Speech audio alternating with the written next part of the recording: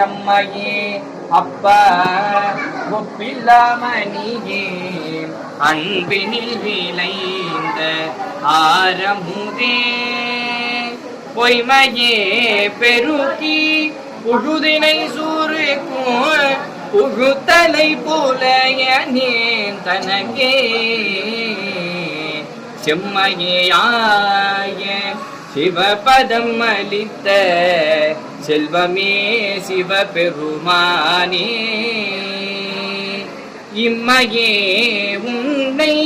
சிக்கன பிடித்தேன் எங்கெழுந்து அருளுவது இனியே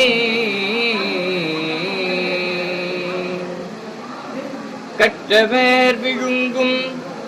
கற்பக கனியை கரையிலா கருணை மாக்கடலை